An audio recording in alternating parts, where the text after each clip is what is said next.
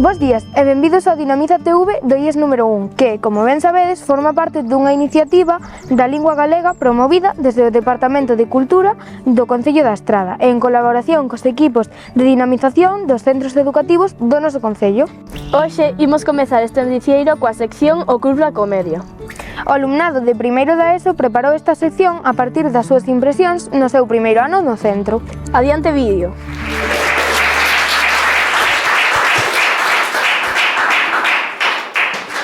Bos días, somos Dana e Lía, alumnos de primeiro da ESO do IES número 1 da Estrada. Hoxe imos vos contar como é o mundo dun estudante de primeiro da ESO. Pero xa advertimos que todo é moi novo, emocionante e sobre todo aterrador, como unha montaña rusa sen cintos.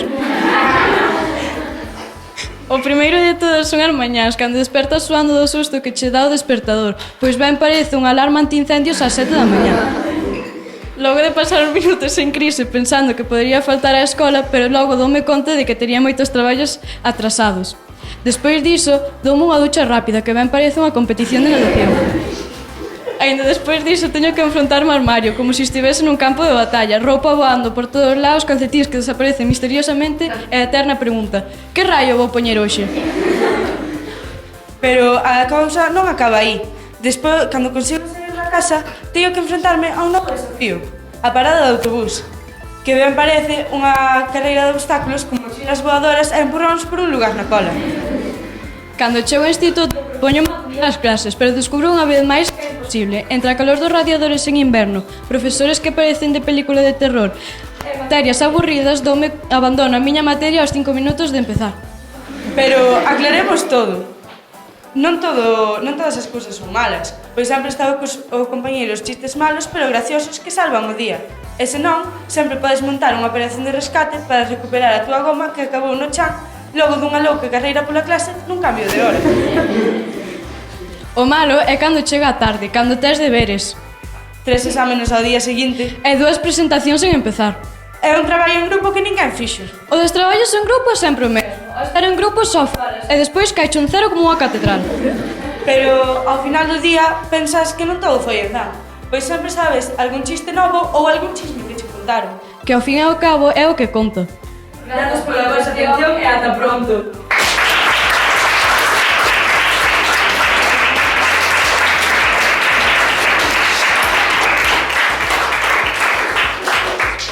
Bos días a todos, somos Artai e Xián e hoxe somos alumnos do primeiro da ESO. Hoxe imos vos falar un pouco sobre os recreos no noso instituto, o IES número 1 da Estrada. máis ben o que pasa neles, así que, por favor, que non é un examen, estade ben atentos. Empecemos. Cando toco o timbre para sair ao recreo, saímos todos pitando, xa sexa, para coller algo rápido na cafetería ou para aproveitar ben o tempo, que só son 20 minutos. Nos recreos hai moitas cousas que facer, como xa dixen, coller algo na cafetería ou xogar ao fútbol. Pero ímonos concentrar na cafetería, que aparte da súa amable vendedora, hai algo que nos defraudou a todos, que son a subida dos seus prezos, que, sin duda, agora a xente sigue indo a ela, pero é algo que temos que destacar. Pero non podemos seguir con esta conversación porque ainda me van cerrar a cafetería para min só. Outra cousa que destaca moito no noso centro son os pinos, que están xunto ao campo de fútbol e dan naturaleza e todos eses rollos. Pero tamén teñen os seus inconvenientes, como, se marcha a pelota para debaixo deles, os pequenos como Artai teñen que ir a por ela. E xa rematando con este monólogo, vamos falar un pouco dos cheiros. Que, a ver, sabemos todos que estamos en Galicia e é algo particular, pero todos admitimos que os cheiros dos perfumes dos profesores, dos bocadillos da cafetería e do suor da xente das clases nos molestan a todos. Moitas gracias por atender. Espero que vos gustara e se non, ide ver a tele ou traballar que peso tan no instituto. Dúas rapazas de terceiro da ESO van nos presentar 2 libros ben interesantes. Pois sí, atended o que nos contan. Bos días, chámome Noa, son alumna de terceiro da ESO do IES número 1 da Estrada e hoxe vos a falar sobre un libro que lín recentemente e que me impactou moito, O que sei do silencio, de Andrea Maceiras. Antes de falar sobre o libro, é necesario que coñezamos a autora. Andrea Maceiras Lafuente, nada na Coruña o 6 de novembro de 1978, é unha escritora galega. Doutora en Filoloxía Hispánica e licenciada en Filoloxía Galega pola Universidade da Coruña. Tamén foi profesora de secundaria e actualmente dá clases de Ciencias de la Educación na Universidade da Coruña. Publicou a súa primeira novela, Proxecto Bolboreta, no ano 2007, tras gañar o primeiro certame de micronovela do Concello de Soutomaior. En 2009 gañou o premio Meiga Moira, con Violeta Tamurana, publicada o ano seguinte.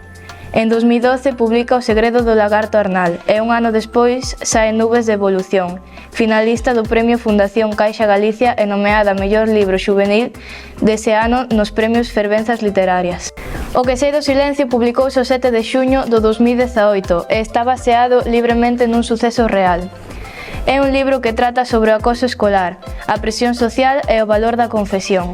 A protagonista é unha rapaza chamada Delia, que nos conta como foi a súa participación nun caso de bullying mediante un blog público. Así coñecemos a historia de Silke, unha rapaza que chega nova ao instituto dende Suecia e que durante ese curso sufrirá todo tipo de abusos. Este libro explícanos perfectamente como, aínda que non acoses directamente a unha persoa, o feito de quedar calado ante estes feitos convértete nun cómplice, o que se chama acosador pasivo. É entretido e emocionante, e estou segura de que pode cambiar o pensamento de moitas persoas que igual non sabían o dano que provoca o bullying, non só na vítima, senón tamén nos propios acosadores e tamén nos espectadores. Eses que pensan que a mellor opción é non dicir nada.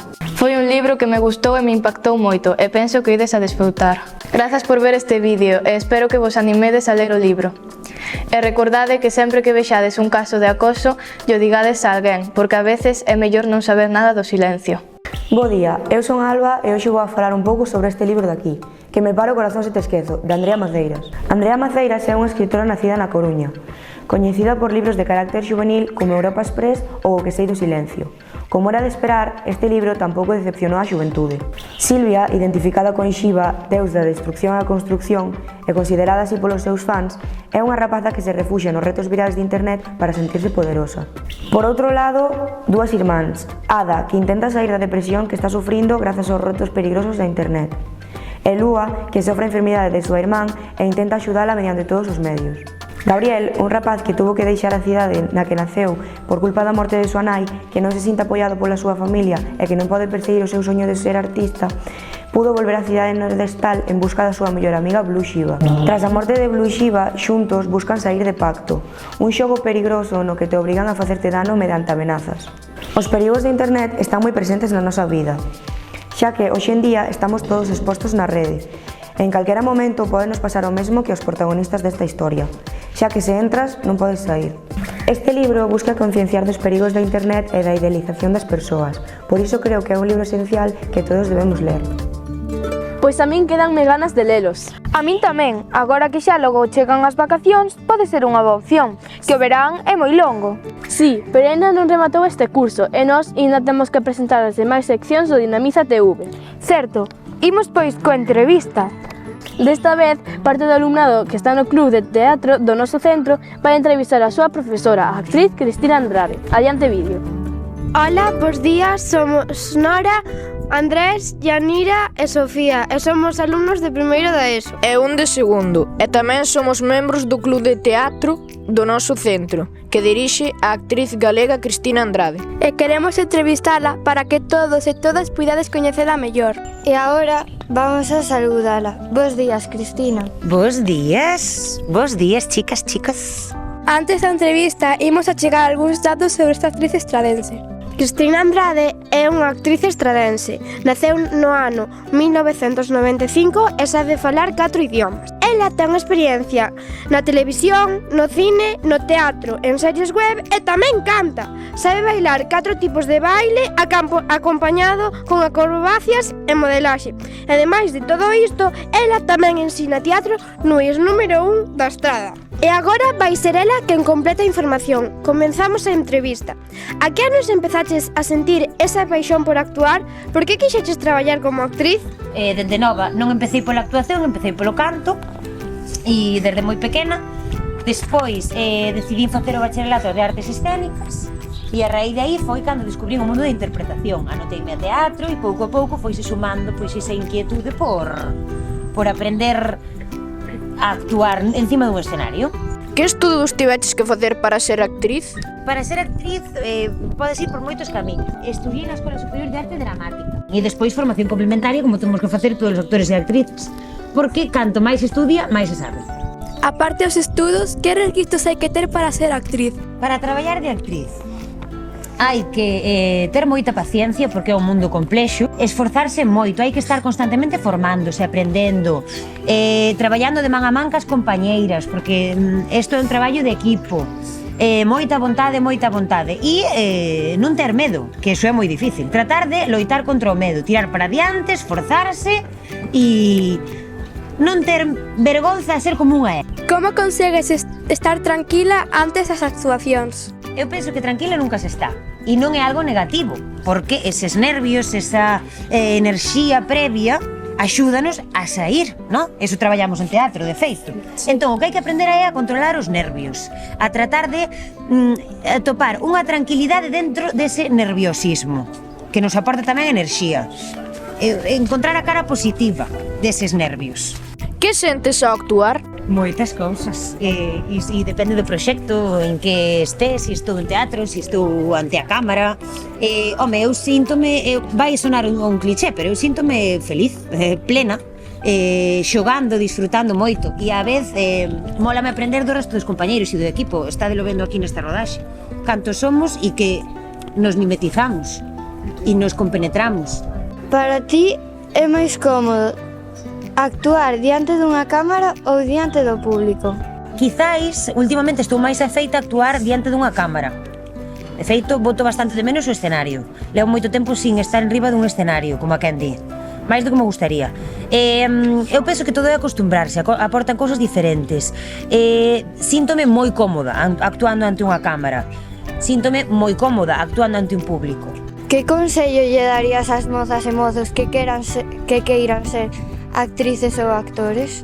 Vale, primeiro que eu trataría de buscar referentes, ver películas, pedirlle aos teus pais a túa nai para ir ao teatro, tratar de ver cousas, de absorber información e conceptos e despois preguntar, por exemplo, a orientadora do cole que nos axude como podemos enfocar a nosa formación, preguntar, bueno, pois como eu quero dedicarme a isto, como podo facer? Que tería que estudiar? Apuntarse a clases extraescolares de teatro, por exemplo, como no instituto, por exemplo, no IES, que temos a oportunidade de facer teatro, apuntarte a clases de canto, de danza, preguntar a compañeiros, a nais, a profesores, tratar de informarse da maneira que unha poida.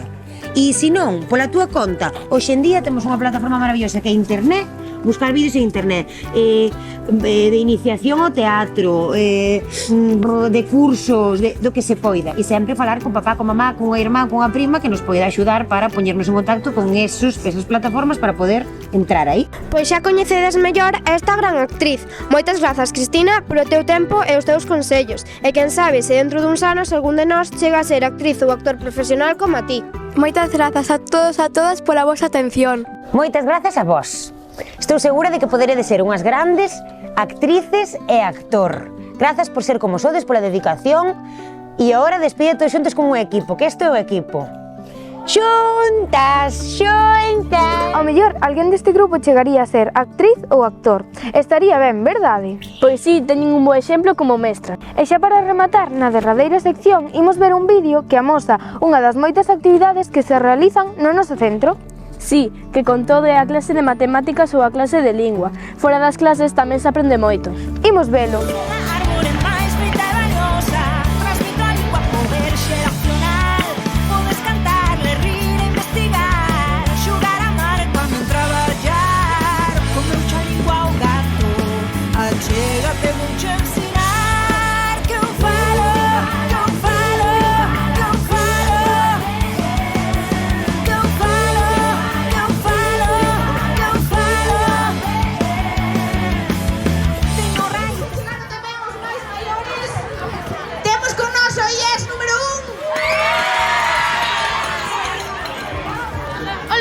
Que pasa hoxe que non estamos no centro?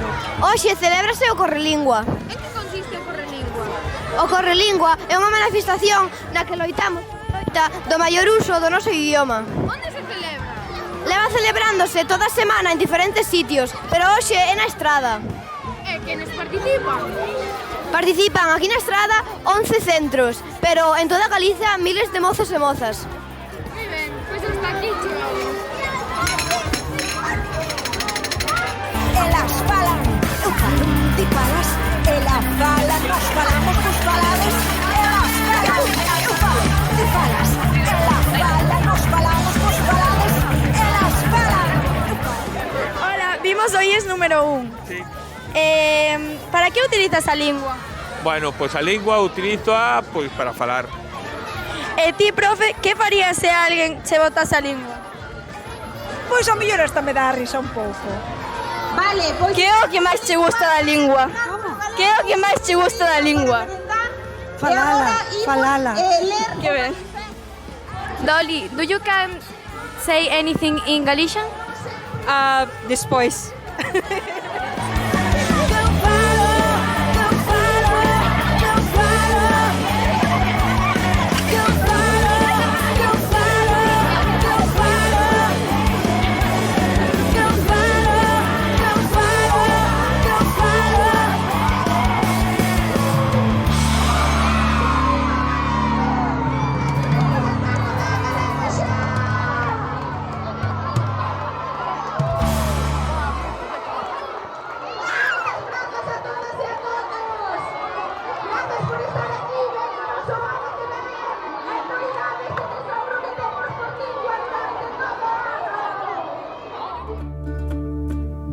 Eu creo que os profesores deberían organizar máis excursión. Sí, que se pasa moi ben.